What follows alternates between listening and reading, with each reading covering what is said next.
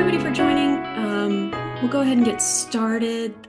These monthly events are held on the last Wednesday of each month through October. This is our second one of the year. I'm Candace Shively. I'm with the Utah Division of Water Resources, and I'm happy to be a part of the team that brings these events to you each month. As we get started, please continue to use that chat feature. Just say hi, let us know where you're joining from. It's always fun just to see how far our reach is. Just as some quick background as to why we do these monthly events, we started this series last April with just the goal of supporting people that are planning and establishing and maintaining waterwise or water efficient landscapes. Here in Utah, we have a landscape incentive program, which offers up to $3 per square foot for lawn that's replaced with water efficient landscaping. That price point and eligibility does vary by location. If you are planning to participate in that program, do not kill your lawn or remove your lawn until your project has been approved. We do need to verify that there is living lawn within the project area before you get started. You can check out slowtheflow.org to view eligibility and program requirements and incentive amounts. I will email that information as well as any resources that are mentioned throughout the presentation. I'll just compile it all into one email so you have it all in one spot. Yes, this event is being recorded. We'll post it to our YouTube channel within a day or two after the event, and I'll email that to you all as well. This month, I'm really excited to have Liz Hamilton joining us. She is the program manager for the Utah Pollinator Habitat Program. She's going to give us a deep dive into the pollinator program, some tips and tricks for applying and keeping your plants alive, and how a pollinator garden can complement a turf replacement project. But before we get into that, we're going to have our landscape experts, Wes and Ryan, lead our maintenance minute. Just sharing some things to watch for and tasks you might be doing in your landscape between now and April. Wes, give us a wave, is a landscape pro with USU Extension. He's located in Wasatch County. And Ryan is uh, he's with the Washington County Water Conservancy District, and he runs the Red Hills Desert Garden and teaches a lot of classes down there. So between the two of them, we should have our geographically diverse state pretty well covered. So let's start with Wes. I'm going to share the screen real quick. Okay, are you guys seeing that okay? All right, perfect. Yeah. The floor is yours.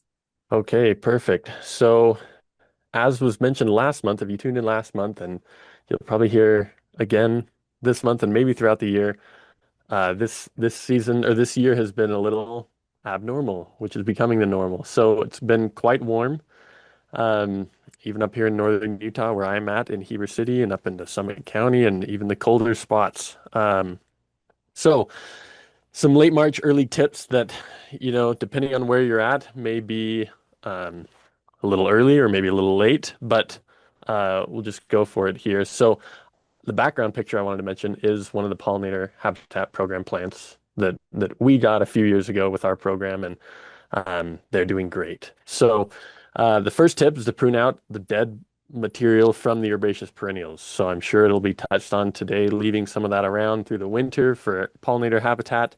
But with the warm weather that we've had, you can go ahead and start pruning those away and getting that dead out for the new growth to come.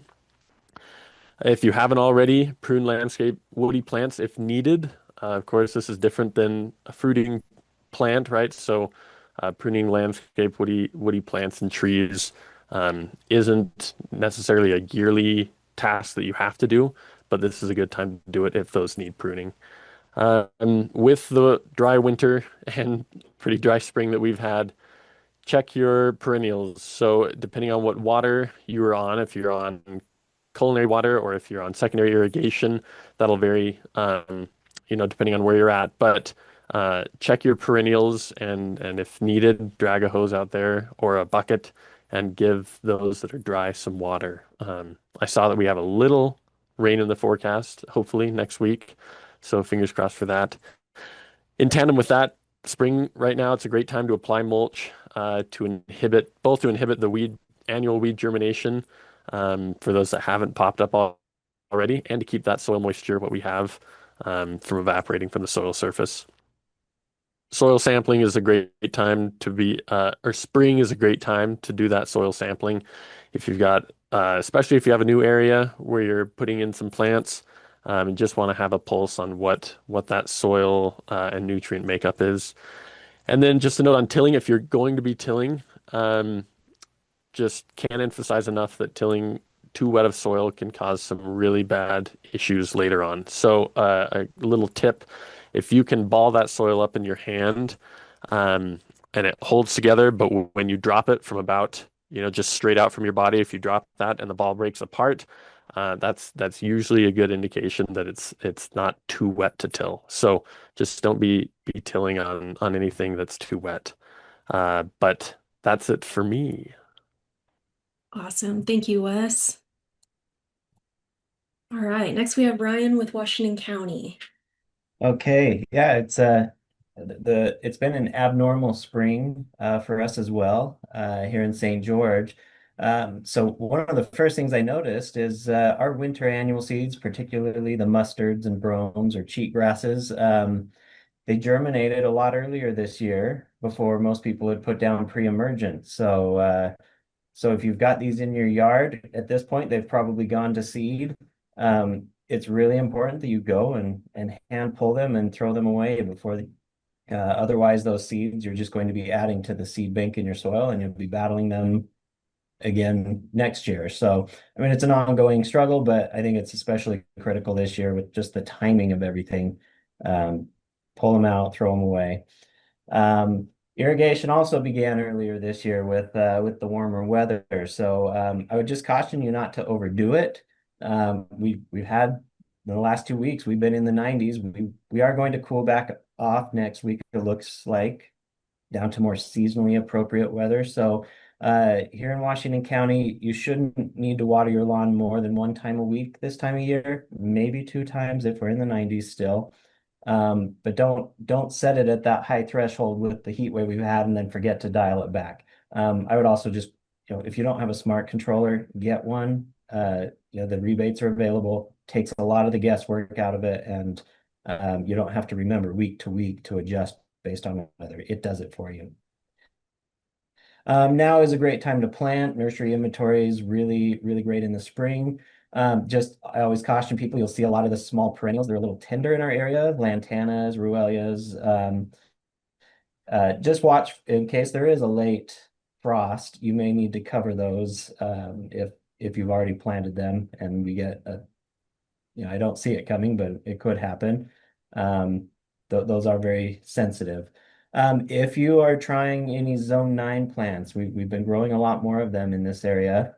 Now's the good time to plant them. Usually we discourage people from planting something like a golden barrel or a palo verde in the fall because it's actually best in the spring because it gives them a full season before the winter comes. So again, if you're taking a chance on those, now's the time to plant.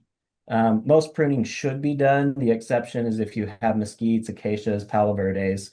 Now is actually a good time when they're actively growing is actually better for pruning them. If you have lawn and haven't fertilized yet, it's not too late to do your first fertilization.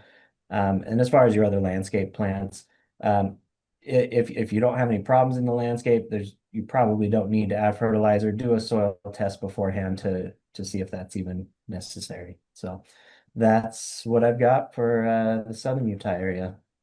Awesome. Great information. Really appreciate the two of you for taking the time to just join us today and share what's going on in your part of the world. Um, okay. So before we get started, we'll make sure we leave plenty of time for questions at the end. Again, feel free to ask them throughout the presentation, but if you guys could use that Q&A feature instead of the chat, it helps me stay a little more organized. So Liz, I'm really glad that you were able to join us today. Just reading through your bio, you've had some really cool jobs in the horticulture field, like just ranging from working at the U.S. Botanical Gardens in DC to small scale food production. And you've also participated in invasive species mitigation projects in the Intermountain West. And now you're with Utah Department of Ag and Food and managing the Pollinator Habitat Program. Uh, That's pretty awesome. And I'm really excited Been to like a fun, it's been a fun ride. I love that. I always But love hearing the career paths people take just in general, but maybe it's just because it's uh my background, but I just think the horticulture path is just it's always so fun and interesting. So yeah, it really can be. it's cool. So I'm glad you're here. I'm really excited to learn from you and learn more about this program, and I'll turn it over to you. All right. Let me get set up here, everybody. And all right. Can everybody see that? Screen? Can I advance? Ooh, let's see. Okay. Looking good? Look good. Did you advance? Uh, Can you see? can you see that advancement? No. Oh, Looks like it's just staying on the main screen. I'll try to, how about we start with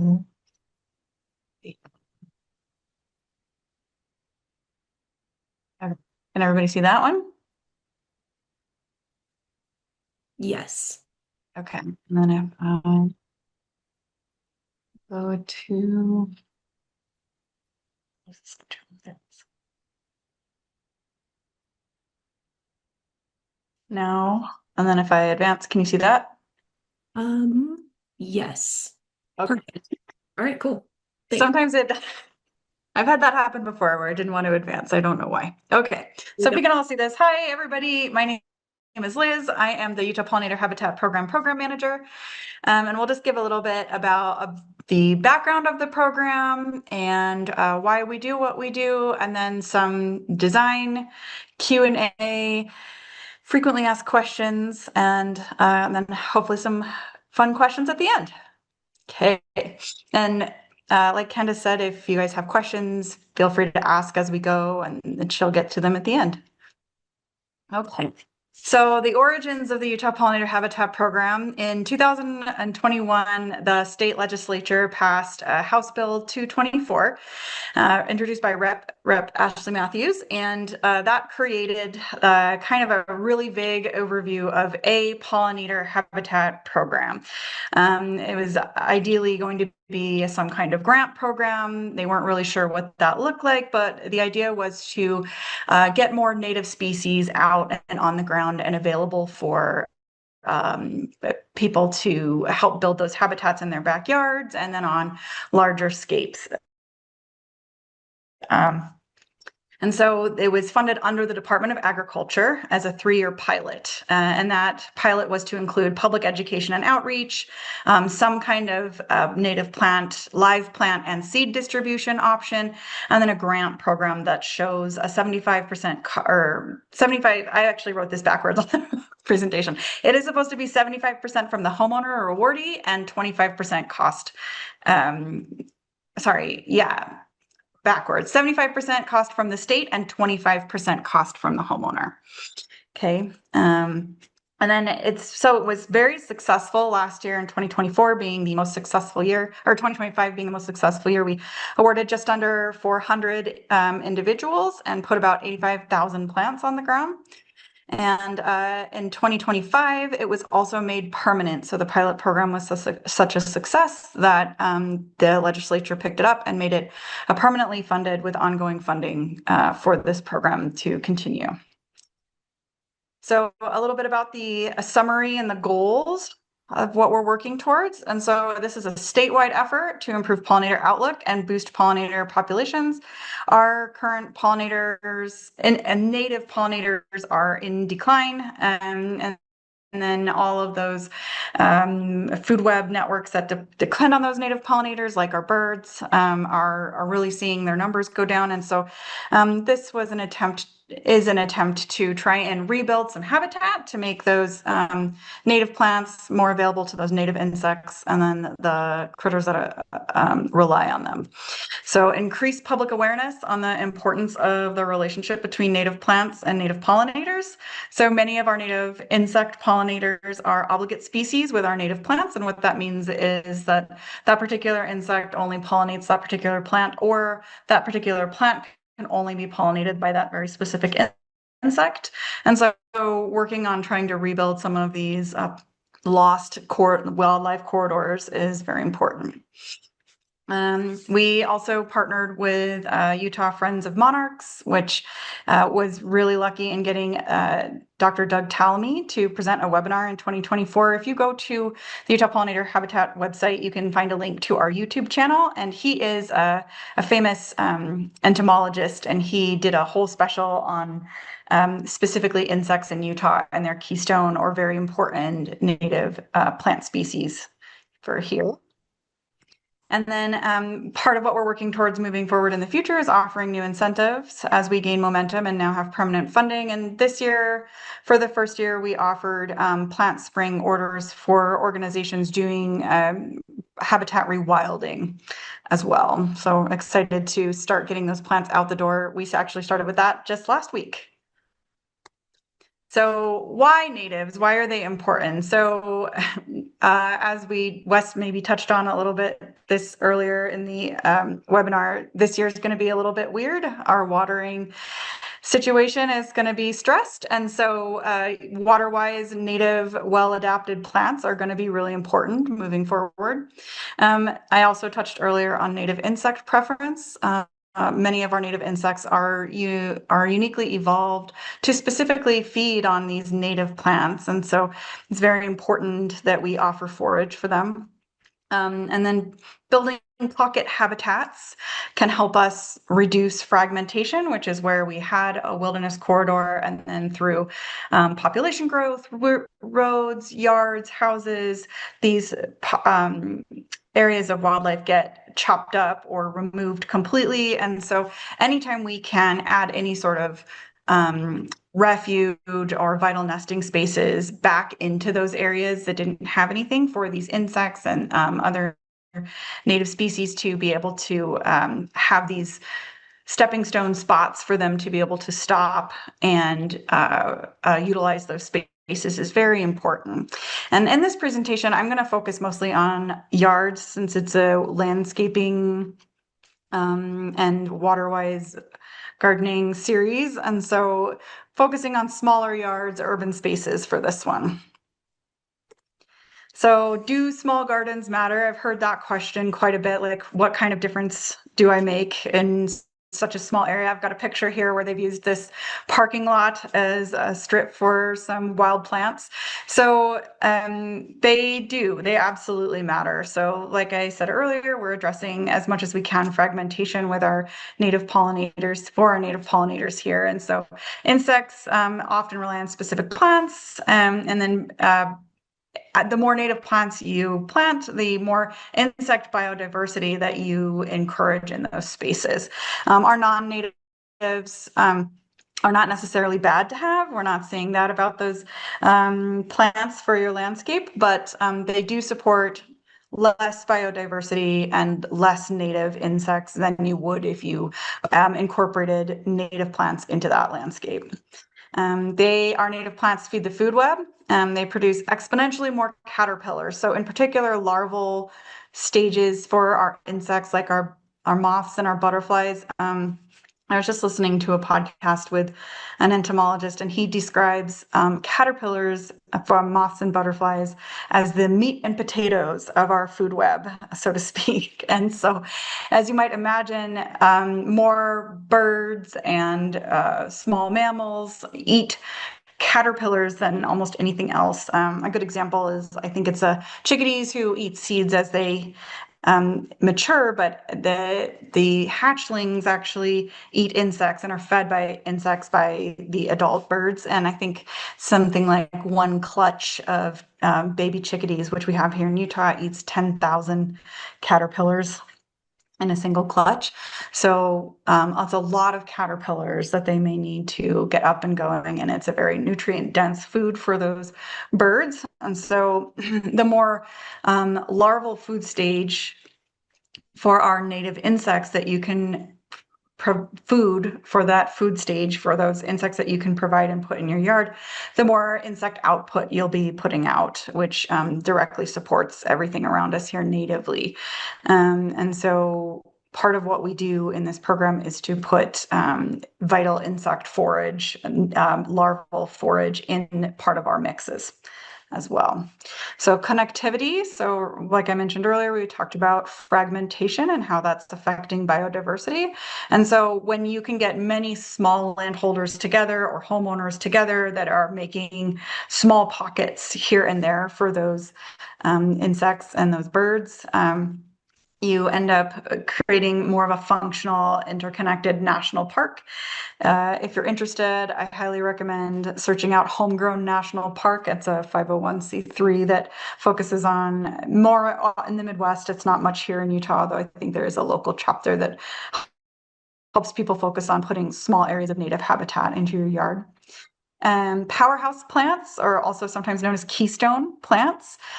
Even in very small spaces, if you can plant these keystone plants, and then for us in Utah, this is things like our scrub oak, all of our native willow species, coyote willows, and then I say cherry here, but chokecherry is another one. Utah serviceberry is another one.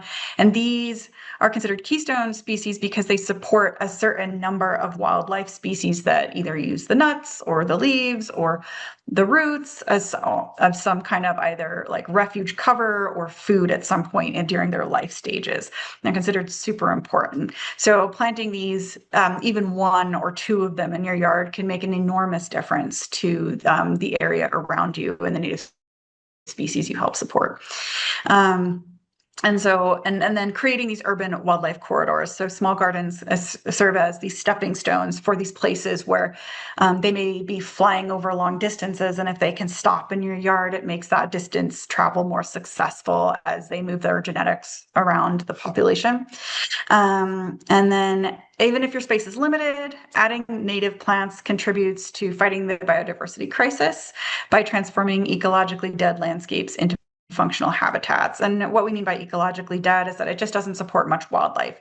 And often an example of this would be straight lawns instead of offering some sort of garden area. And this is not to say that lawns are bad. Lawns serve a great purpose. We see that with local scapes. It helps with urban heat island and cooling, and utilizing activity areas like a lawn in your space is great for enjoying your outdoor area, but being able to understand that corner to corner, edge to edge is not always the best use of lawn. And just in reading, we've seen it be suggested that instead of visualizing your lawn as a carpet, you should consider it more as an area rug. So let's talk about the Pollinator Habitat Program. So how does the program work? So currently, for most folks that are interested in this webinar today, we are a grant program. The grant is open March 1st to April 15th. And so we are open right now. Anyone is open to apply. Individuals, urban, rural, private, public, corporate, educational groups, tribal lands, government, municipalities. We welcome all of them. And what we do is we provide kits. So in the application, you'll go in and we have kind of like a Google Earth mapping tool where you'll go in, you'll map your space. It'll tell you how many square feet you have in that space, and that'll generate you a kit number, and it'll tell you how many kits fit into that space. One kit is around 30 plants. I say around because we often have sometimes difficulty with germination rates and things like that. Many of our seed are wild harvested in partnership with BLM or DNR Rare Plants team. And sometimes we just have seed mishaps. And so we are at minimum 30 plants. Sometimes we're 32, 33. So you'll get about 30 plants per one kit. Each of one kit covers about 300 square feet. And we require that you do a minimum of 3 kits or a minimum of 900 square feet. We feel like that's an appropriate amount of space that would create a maximizing important habitat impact. You do not have to have that space be contiguous. Many people in the mapping tool, you're allowed to combine front yard, backyard, side yard, backyard, however that works for you. You can draw up to 5 circles around areas that you are interested in wanting to plant out, and then it combines your total space into a square footage that you can use in the application. We ask that people not apply for more than 20 habitat kits at a time. 20 is a lot. You're more likely to get awarded if you're somewhere between 3 and 10, just for ease of installation. So we offer upland and wetland habitat kits. So upland is going to be the majority of Utah applicants. That is dryland, xeric plants. We do have this wetland kit. For those wetland kits, you're going to need to have soil that is perennially moist in an area. So that's going to be canal banks, or sometimes swales, low areas. And so far this application period, we have a little over 350 applications currently submitted, and of those I've only had 3 of them be wetland requests. So for this webinar, I'm going to talk mostly about and focus on upland species, just because most people don't have wetland areas in their normal everyday yards. So you can apply for either wetland or upland. If you have both, just be aware that we require you to fill out 2 different applications because it's difficult for us to keep those records together. So awardees will be notified if they are chosen to be awarded by June 1st at the latest. We're hopeful that we will have those awards out sooner than that. So if you're awarded, we will tell you how many kits you're awarded. Just because you ask for a certain amount doesn't mean you'll get that. The minimum kits you will get is 3. If you ask for a lot, we may knock your numbers down just based on what we feel like we can put out there into production. And so you'll get that kit number, and if you're still interested, we will grow those plants out for you. Those plants are grown out in little tiny tubes. They're in 10-inch plug tubes. So you can kind of see that in some of these photos as we move forward, but either in plug tubes or in little tiny 4-inch cans. And so you'll get those from us in September or October. We do distributions around the state at different locations: Logan, Ogden, Park City, Roosevelt, Salt Lake, and then down in Cedar City several times. And you will indicate if you're awarded where you would like to do your pickup, and we'll tell you what date and time will be there. You come get the plants from us, and then we ask that you have them in the ground and installed within at least 10 days of pickup. And that's because it's fall and we're wanting them to nest all together with your regular landscape and go to sleep for the fall. And hopefully, if it's not like this year, hopefully they'll go to sleep and get tucked in with snow or some winter water pretty quickly. They're not meant to stay in their little 10-inch tubes for very long, and if you wait too long, you may see them start to die back and become super stressed, and that reduces their viability in the landscape. So what does a successful application look like? So what am I looking for here? So we would like it to be detailed and complete. Tell us everything. There are several spots in the application where we ask you to long answer. Tell us about your project, what you hope to gain, what you hope it'll look like, and why you want to do it. Go ahead and fill all that out. We want to know.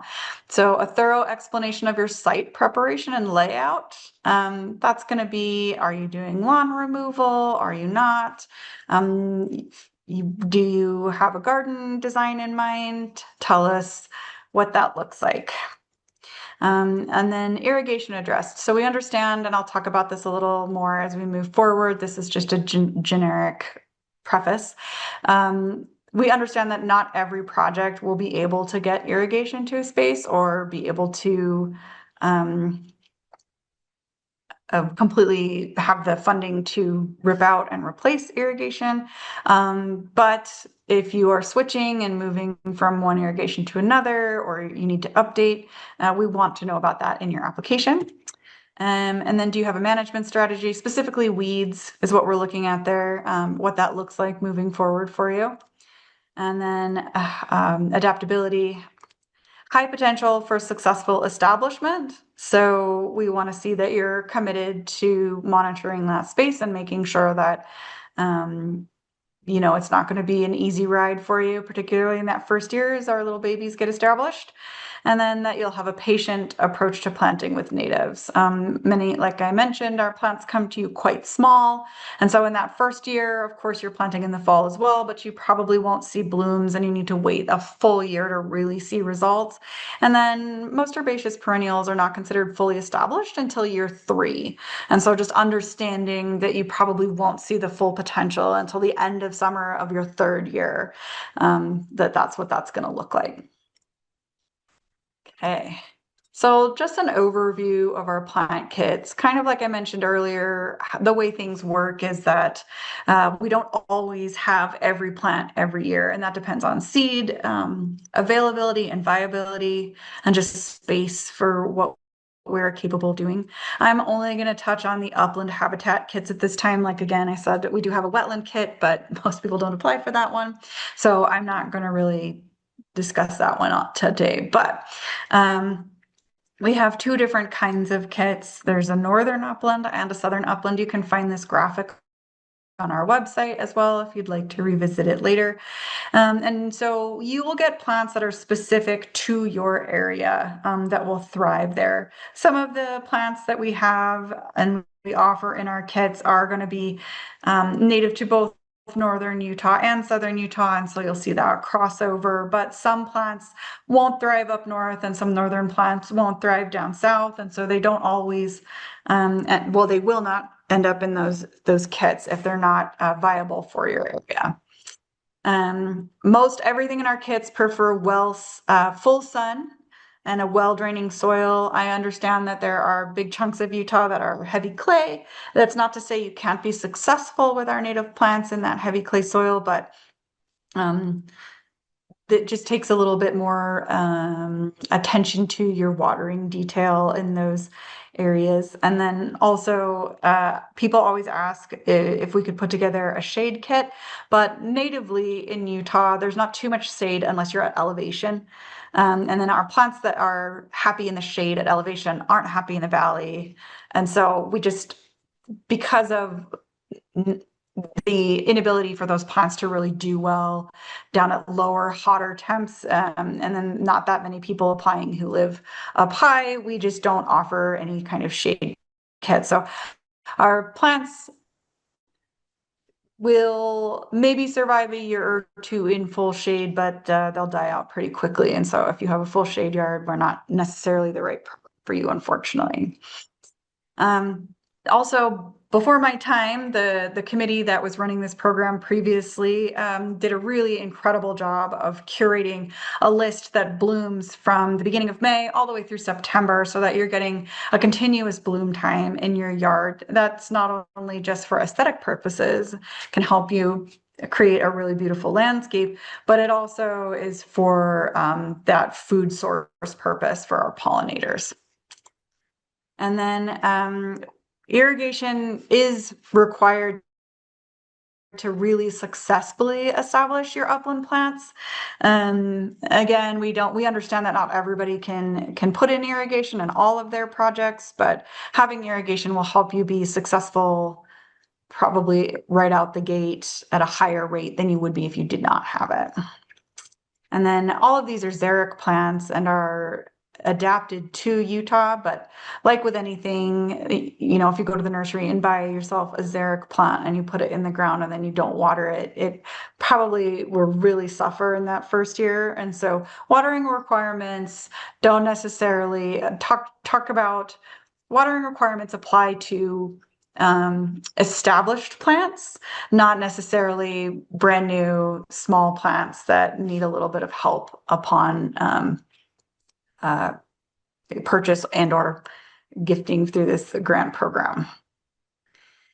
So setup and maintenance considerations. And so you guys can kind of see there, we've got some little baby plants. And then here in this photo that I've included, we've got a drip line example setup.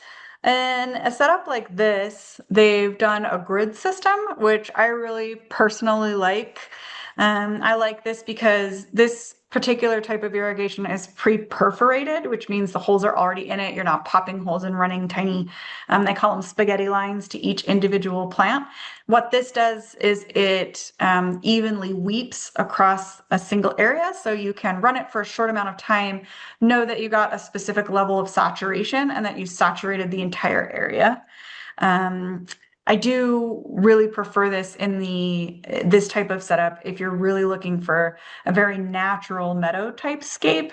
I feel like it most accurately represents like a type of rainfall event, where instead of little tiny pieces where we might be leaving areas that are quite dry and maybe not moist. And the reason why leaving areas really dry in a setup like this is maybe not the best is that as your plants establish, they're going to send out roots, and they'll send out roots further towards water, and you'll get bigger root systems and faster establishment if you can blanket water at a time. Versus target water. And target watering is great for water savings. I just feel like in the context of putting in a meadowscape, this kind of setup is a better fit.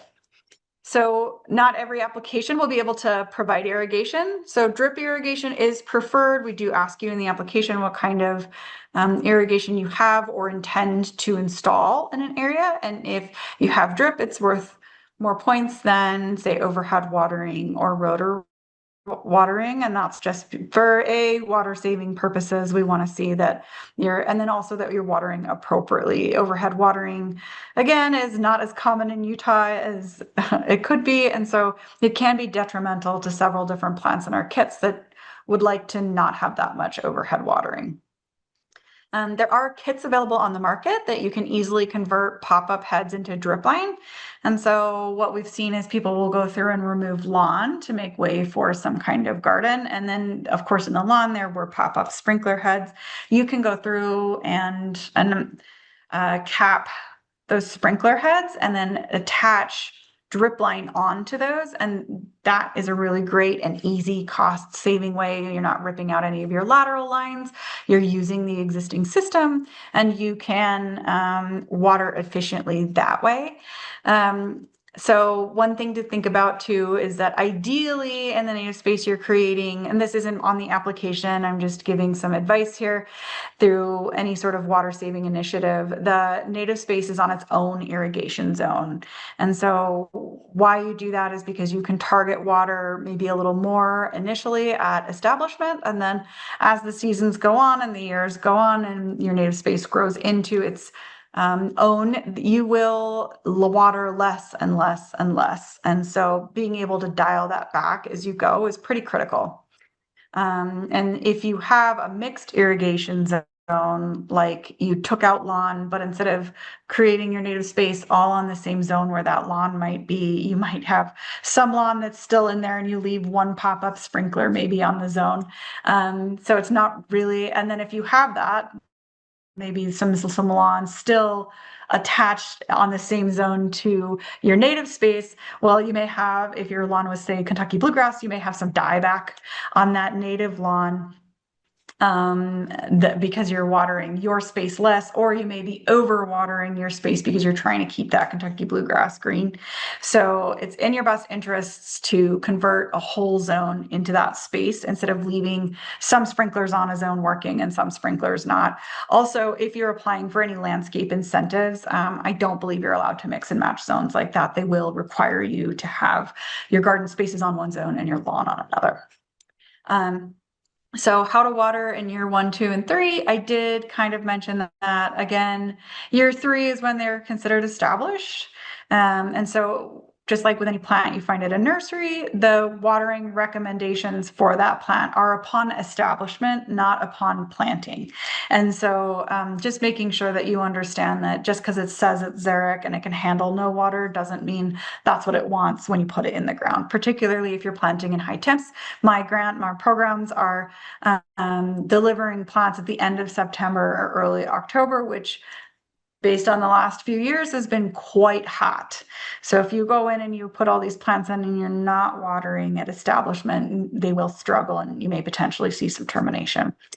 So use fine mulch where possible. Oh, you guys see my little ground bee? He says hi. Anyway, sorry. I was pretty excited about that animation. So a vast species of our bees, our native bees in Utah, are actually ground nesting bees. And what they do is they go around and they collect pollen and they build what's called a pollen loaf. And then they build a nest, they dig a nest, and it has many different tubes on it. And each little tube coming off, they build a pollen loaf and they lay an egg on that pollen loaf and they backfill, and then all those babies are in there till the next season and they come out of the ground. So ground nesting bees. And if you put down too heavy mulch and you don't expose that bare soil, you're not really creating habitat for these ground nesting bees. Will they visit your area? Sure. Are they nesting there and reproducing? Probably not. So bare ground is really important. That's not always easiest for everyone. Mulching does help us conserve water. It can add nutrients back into the soil. It can help erosion. And so trying to find a very fine mulch is really the best approach here if bare dirt isn't an option for you. I really like using compost as my mulch, and I find that to be super fine. It degrades really nicely and adds a lot of nutrients back into the soil. Use flags and label at initial planting. And so we do have labels. You can kind of see in both of these pictures here that there are tags in each of all of the species. At planting, I highly recommend leaving the tags in, or we've seen people will go through and put landscape flags in, particularly this first year. And as they go through that first winter, if you don't leave tags in or mark them somehow, you can lose them. And so many of them are completely herbaceous, which means they die totally to the ground and you may not be able to find them. We also have some species like our desert 4 o'clocks that die so completely to the ground. There's no dead matter left on the surface much at all, particularly when they're babies and in that first year. And they don't emerge until late. We don't see emergence until almost June 1 on them. And so if you don't know it's there and you're stomping the crown over and over while you're going through and mulching or planting your spring garden, you could potentially crush it in that first year. So using flags so that you know where all your species are in that first year. And it can look a little silly, particularly if you're in a front yard, but highly recommend it. Some sort of labeling system.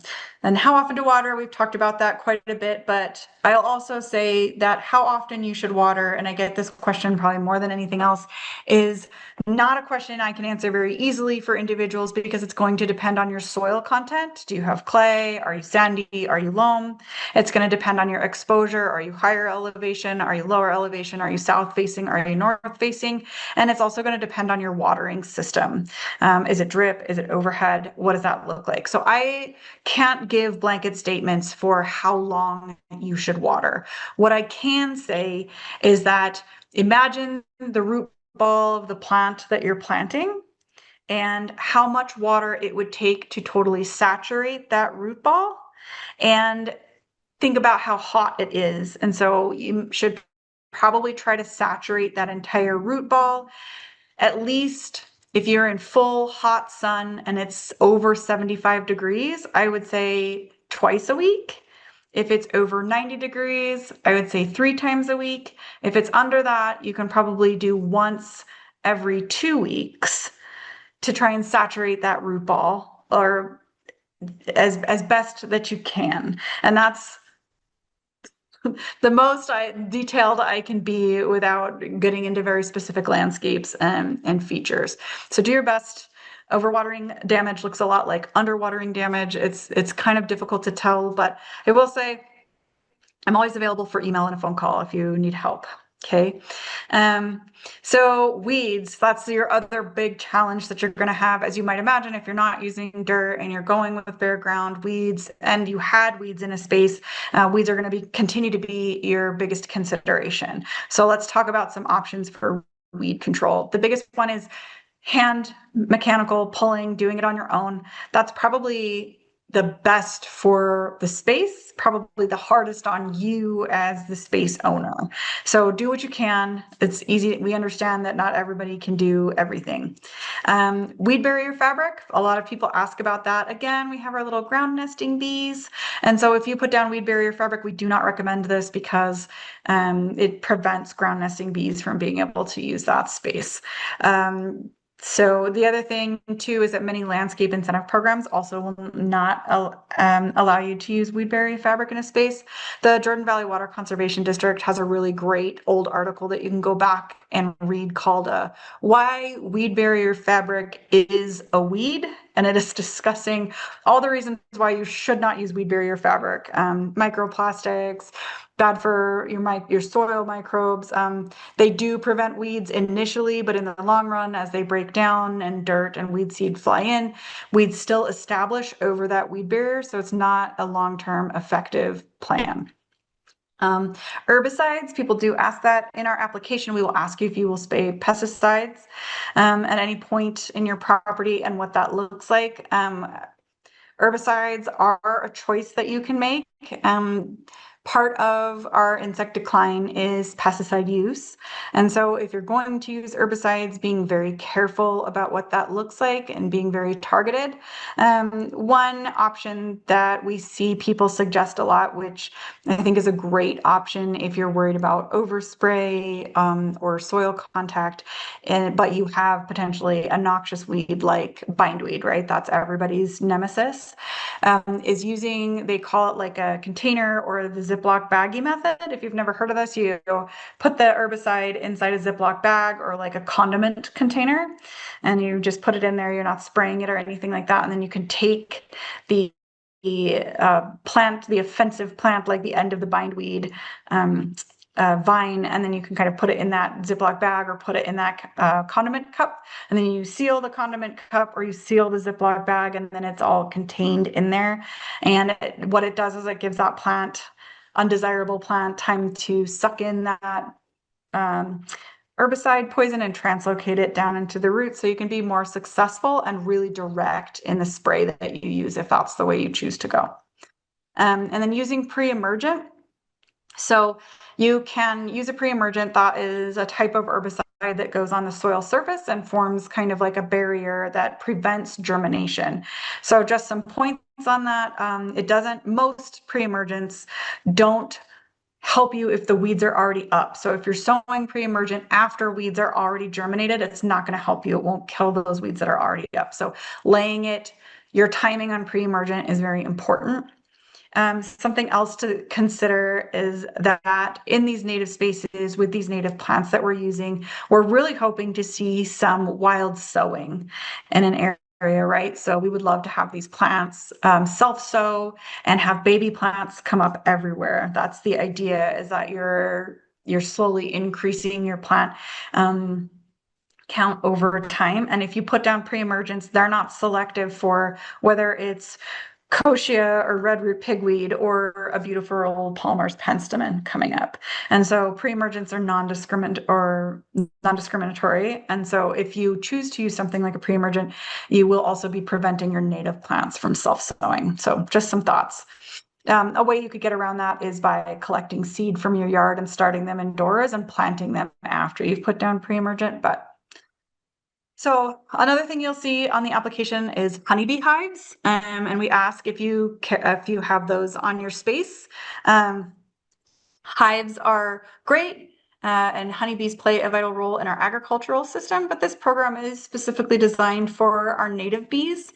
When honeybees have a hard year and it's too cold or it's too warm and they're out flying, a helpful human can come along and give you a sugar block. That doesn't happen for our native bees. And so we really just are focused on these native pollinators. And then our edible gardens nearby, just something to consider if you're spraying your gardens with pesticides or something like that. Just be sure that you place your garden space in an area where you're not going to see overspray. Okay, so just some touch on creating a beautiful native space. So I'm going to bring up matrix gardening here. And I've put some species on here that are native to our space that you would also maybe see in a kit. So matrix gardening is really a simple garden approach. I absolutely love it. The first step is to choose a green mulch. And so something that's going to be your base that you're going to lay out in a matrix pattern like we see here in the example. And so for this particular example, we're using Botoloa or eyelash grass as our base, and we're going to layer that all the way through on those points of the matrix. And what that does is it helps with your soil coverage. It's going to retain moisture, and it's going to be a great, beautiful green plane that we're going to back plant into. Okay, so step 2 is you're going to build a spring, a summer, and a fall layer of blooming plants. And so for our purposes on this particular example, we're using allium and Aquilegia, so that's columbine.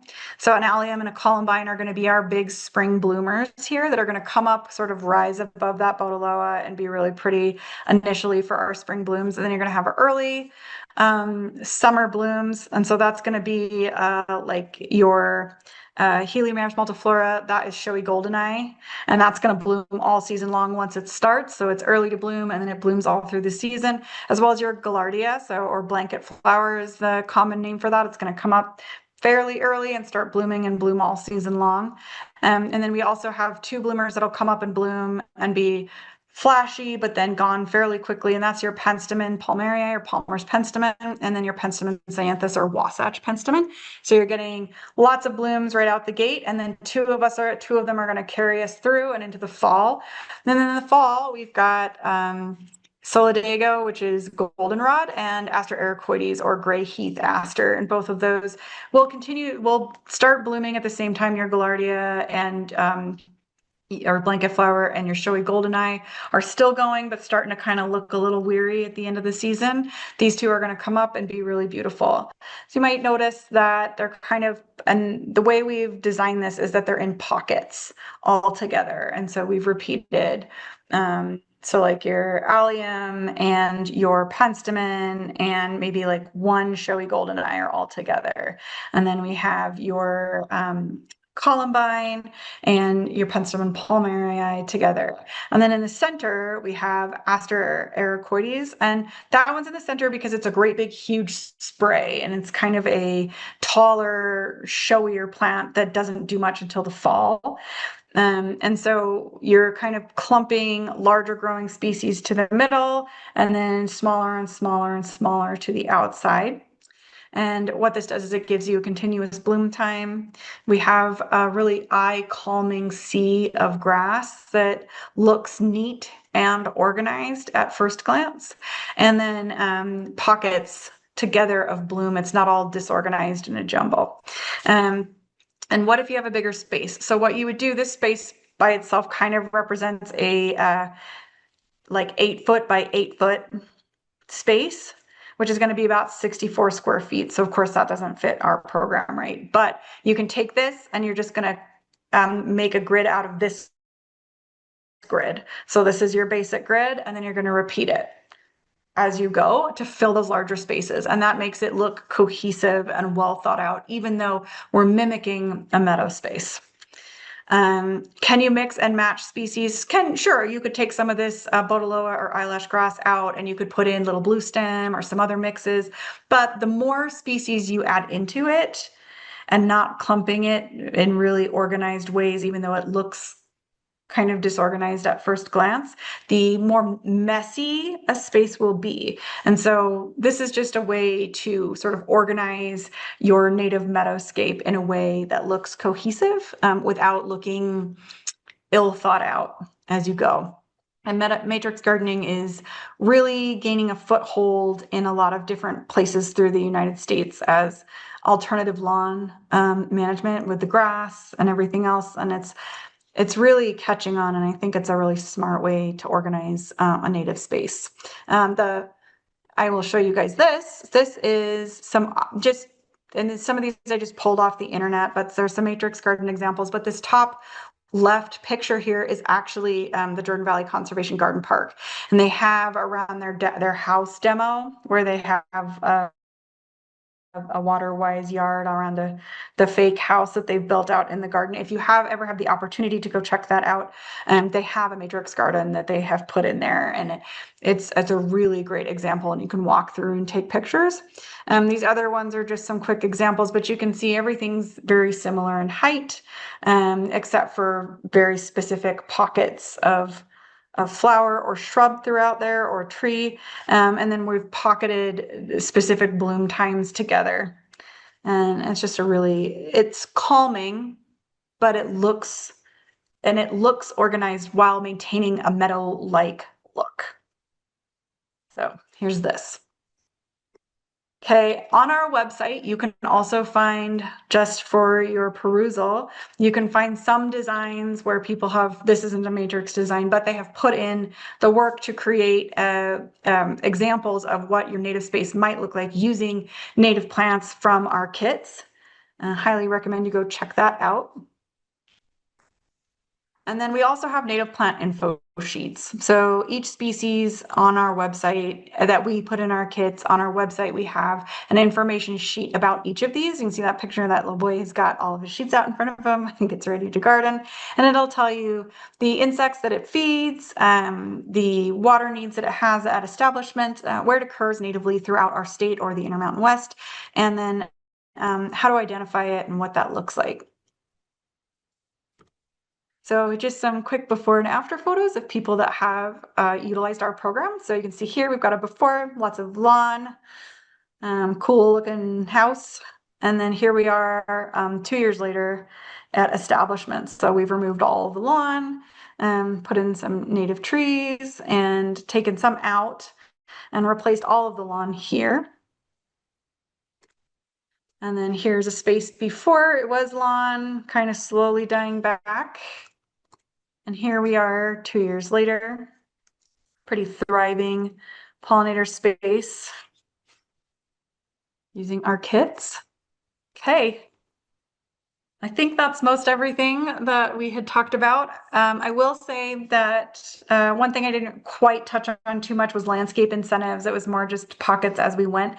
We're not officially partnered with any landscape incentive program, but if you utilize our program for a landscape incentive, you can utilize our program in conjunction with landscape incentive. So what most people do is they go get approved for their landscape incentive and apply for us at the same time, because those application periods are usually open at the same time of year. They find out if they get the landscape incentive and us at the same time. And then with us, our plants are deliverable in September. And so you can start to rip out your lawn and begin your project, because you can't start until you're approved, right? So you can start to rip out your lawn, start your project, install the irrigation system that you need, and right about the time you're all summer long, and right about the time you're done, your plants are ready on our end and available for delivery or pickup. If you guys have any questions, we have a generic email, and then there's also my direct, and I'm happy to answer questions now too. Awesome. Thank you, Liz. I just want to be respectful of your time. Do you have a hard stop at 1, or can you stay after a little? I don't. Sorry, Okay. I realized I was going over, so. Oh, you're just fine. Just before people start leaving, we do have a survey that will auto-generate when you leave. If you could just take a minute and give us a little feedback, we really appreciate that. This is being recorded. I will share that out shortly. And then all the resources that were mentioned, I'll compile that into just like a follow-up email, so you guys have links to all the things that that Liz mentioned. Okay, first, I love the ground nesting bee. That was adorable. I think it was a crowd favorite. And matrix gardening, that was a new concept, so I really appreciate you sharing that. That was fun to hear about. And I will forever think of my lawn as a area rug and not a carpet anymore. So also thank you for that. Okay, first question, what was the podcast that you were listening to? You mentioned So I actually think it was a Wild Ones podcast. Wild Ones is a 501c3 out, and I think they're based in the Midwest, but states can have chapters, and I do believe there's a Utah chapter. But they interview ecologists, biologists,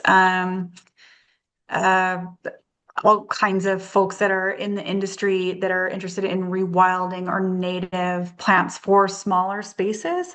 And they had, I believe it was Doug Tallamy was on the Wild Ones, talking about his most recent book. He just put one out in 2025. And it's his original book that kind of made him famous and put him on the map is called Nature's Best Hope, which is a mirror of what that video is that I said people should go check out, which is Nature's Best Hope in Utah. He specified his talk to our Utah natives on that one, but his book is just an overview of the United States and keystone species. But he has and that's an older book though. He has a new one out, and I cannot recall what it is, but it's a book that highlights his top Q&As from every time he gives a presentation. So he took every question that he regularly saw and or that he thought was super important to address and put them all into a book. And that was one of the things he had talked about there. But I believe it was a Wild Ones podcast. But so you could either find that Wild Ones, and the Wild Ones has a really great series of podcasts as well. So that's a really good find in all of itself. But you can also go snag Doug Tallamy's book. Awesome. I am taking so many notes. And for people asking questions, yes, I will send links to all the things, the podcast, the book, the application. I got you. Okay, getting into questions. We've got a few just kind of basic like program questions. So first one, if just to repeat, so if you have honey bees or hives in your backyard, can you still qualify? Yeah, absolutely. And it's not to qualify. We want people to know that um, these plants are generally dedicated to our native bees and our native butterflies, our native pollinators. You can absolutely have your hives benefit from this, but something to consider as to put it out into the universe is that we do find, particularly as studies move forward, that nearby honeybee populations actually cause a decrease in biodiversity in our native pollinators. They outcompete our native pollinators. A hive of 10,000 bees outcompetes one single pollinator that don't live in hives or unit groups quite easily. And so we find that nectar sources are really unavailable for our native pollinators if there are beehives nearby. And having that habitat does less good for our native pollinators if you also have hives. It doesn't disqualify you. Many beehive holders or beekeepers have grants with us. We just want you to know about that. Got it. Thanks. And then you mentioned a minimum of 3. Like, if you have a small space, can you apply for just 1 or 2? We don't offer that option right now. It's difficult for us to do smaller orders like that just because they can kind of get lost in the shuffle, and it's easy to. So only 30 or 60 plants at a time just really isn't feasible for us. So we're looking at a normal kit is going to be about 90 to 100 plants for 3 kits for a 900 square foot space. And that's really, we'd like to do 100 plants or more at a time. Okay, gotcha. So if you live in a condo and you have more than 900 square feet that you're doing, could you still qualify? Yeah. And I would say too, just for anybody who's listening to this that doesn't have 900 square feet, just like I said earlier, even small spaces are really important and can help rebuild ecological networks by providing those critical food sources for pollinators and our caterpillars. They act as these essential stepping stones or like small refuges on the way to somewhere bigger. So this is not to discourage you from planting native. Many species take well to container gardening. Having something even on a patio and a high rise can really make a difference. Even if you don't see it, they're there and they're stopping by and they thank you for that space. And so while you may not qualify for my grant specifically, there are several nurseries around the state that offer really great options for purchasing native species. And I highly recommend you check them out. Love that. What about like park strips? Like, would all these plants do pretty well in a park strip? And they do great. And a lot of people do use them for that flip your strip option. Some of our park strips are small depending on what, like if you're in city limits, Salt Lake City limits, the park strips are massive, right? And you're probably going to be at 900 square feet pretty quick. But further out, like I live in the suburbs, and so my park strip by itself wouldn't have qualified. But I can do, like I said, it doesn't have to be a contiguous space. So you could apply for and qualify for flip your strip, use our plants, but then everything that's like left over after you landscape that section, you could put them in the backyard or an existing garden, backfill. That totally works too. But they're all full sun and xeric. You won't get anything less on an upland kit. Awesome. So it just logistically, like if you're not able to pick up your kit that day, can you send somebody on your behalf? Is that okay? Yes, so you can totally send somebody on your behalf. We just ask that you be the one that has signed your contract. So you will sign a contract with us. We do require, this is important, I should have said this earlier. We do require you to report for 3 years on your project. It's really straightforward. We'll email you once a fall and say, hey, it's been another full year, or year 2 for you, or year 3 for you. Like, how was your project? Send us some pictures. It'll take you 15 minutes of your time in a photo. And we just love to see it. We want to know how you're doing. And then, sorry, tell me the question again. Um, oh, can you send somebody else to pick up your plants? Yeah, that was relevant. So you can, but the reason I say this is because you have a contract that you sign saying, you know, you're going to report, and in the contract, that we collect that at pickup. And so you can totally send somebody, but make sure they have your contract and it's signed by you when you come. Gotcha. And we'll send all that information out as it gets nearer. Cool. But we do say that you have very, very specific pickup dates. So if you can't make it or you can't send somebody, like we typically forfeit your plants and they end up going towards conservation efforts somewhere else. Gotcha. Good to know. That's a good segue into the next question. So you mentioned like the 3-year follow-up. Do you guys do any tracking like after that point, like 5, 7, 10 years out? We haven't been. People will email. We are in our first year of people being done. So the first year, the program was approved in 2021. So 2022 was the first year that we put that grant out there. And so 2025 was their last year of reporting. So they reported in 23, 24, and 25. So this year, 2026, will be our first year where we have that very initial pilot group of people that applied and got their very first award will not have to report.